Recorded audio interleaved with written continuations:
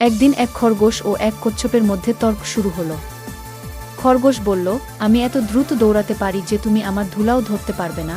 কচ্ছপ হেসে বলল, গতি সব কিছু নয়, ধৈর্য থাকাটাও গুরুত্বপূর্ণ। এই তর্কের সমাধান করতে তারা দৌড় প্রতিযোগিতার সিদ্ধান্ত নিল। বনের অন্য প্রাণীরা সবাই দেখতে জড়ো হলো। খরগোশ খুব আত্মবিশ্বাসী ছিল, তাই দৌড় শুরু হতেই সে দ্রুত ছুটতে লাগল। কিছুক্ষণের মধ্যে সে কচ্ছপকে অনেক পিছনে ফেলে দিল। কচ্ছপ ধীরে ধীরে চলছিল, কিন্তু সে কখনো থামছিল না।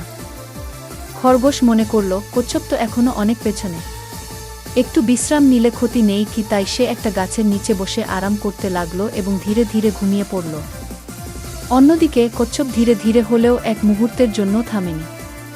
সে একসময় খরগোশকে পেরিয়ে দৌড়ের শেষ বিন্দুতে পৌঁছে গেল। যখন খরগোশ ঘুম থেকে উঠল, সে দেখল কচ্ছপ দৌড় শেষ করে দিয়েছে। সে হতবাক হয়ে গেল।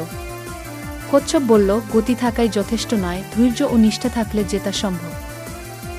গল্পের শিক্ষা: অহংকার পতনের মূল, আর ধৈর্য ও পরিশ্রম মানুষকে জয়ের পথে নিয়ে যায়।